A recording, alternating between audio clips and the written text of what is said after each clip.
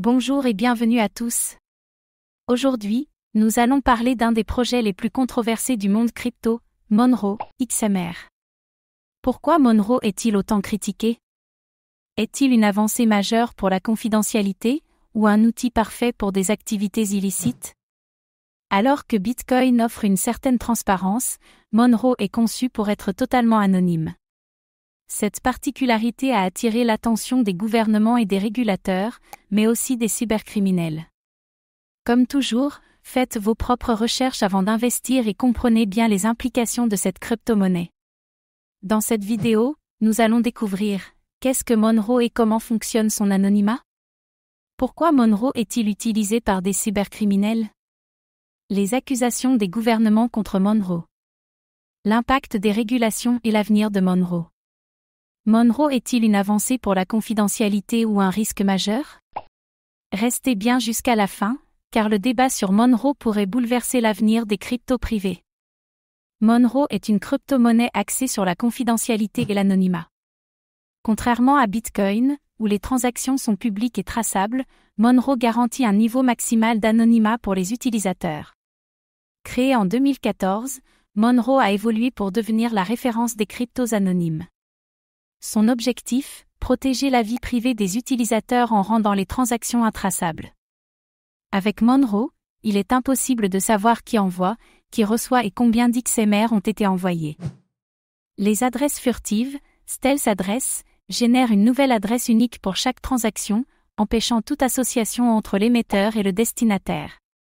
Les signatures en anneau, ring signature, mélangent la transaction d'un utilisateur avec d'autres transactions, rendant impossible l'identification du véritable expéditeur. Le RING-CT, Ring Confidential Transaction, cache les montants des transactions, empêchant quiconque de voir combien a été envoyé. Dandelion++ est une technologie qui empêche le traçage des adresses IP des utilisateurs. Monero pousse l'anonymat au niveau maximal, bien au-delà de Bitcoin et d'autres cryptos. Monero est la crypto-monnaie préférée des marchés noirs, où il est utilisé pour acheter et vendre des biens et services illégaux. Contrairement à Bitcoin, où les transactions peuvent être suivies, Monero empêche toute traçabilité. C'est l'anonymat absolu qui attire les cybercriminels. Certains hackers demandent des rançons en Monero plutôt qu'en Bitcoin, car il est impossible de tracer les fonds. Des attaques comme Revil et DarkSide ont utilisé Monero pour éviter d'être détectés par les autorités. Les criminels privilégient Monero pour échapper aux forces de l'ordre. Des experts en cybersécurité ont révélé que Monero est utilisé pour blanchir des fonds issus de piratage et d'arnaques. Certains services de mixing transforment Bitcoin en Monero avant de les reconvertir en BTC pour brouiller les pistes. Cela rend les enquêtes financières extrêmement compliquées.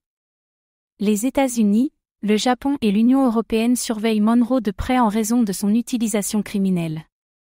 Le FBI et Europol ont déjà tenté de casser son anonymat, sans succès. Les autorités voient Monero comme une menace pour la lutte contre la criminalité financière. Des exchanges comme Kraken et Bittrex ont retiré Monero de leur liste de cryptos disponibles. Certains pays envisagent de rendre Monero illégal, comme le Japon et la Corée du Sud. Plus Monero est surveillé, plus il est difficile de l'acheter et de l'échanger. Des entreprises comme Chainalysis et Ciphertrace travaillent avec les gouvernements pour trouver des failles dans l'anonymat de Monero. En 2020, le département de la sécurité intérieure des États-Unis a annoncé une avancée partielle dans le traçage des transactions XMR.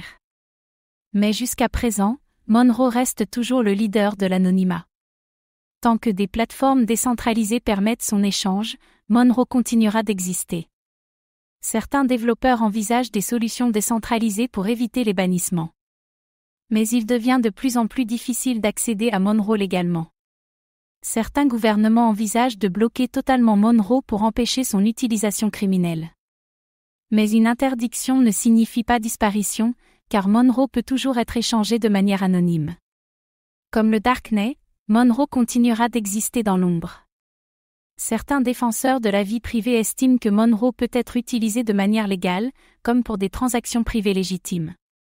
Certains commerces et ONG acceptent Monero pour protéger la confidentialité de leurs donateurs. Le débat reste ouvert, Monero est-il un outil pour la liberté ou une menace pour la sécurité? Les points positifs de Monero incluent l'anonymat total et la protection de la vie privée, son utilisation légitime pour des transactions confidentielles, et son évolution constante pour améliorer la sécurité.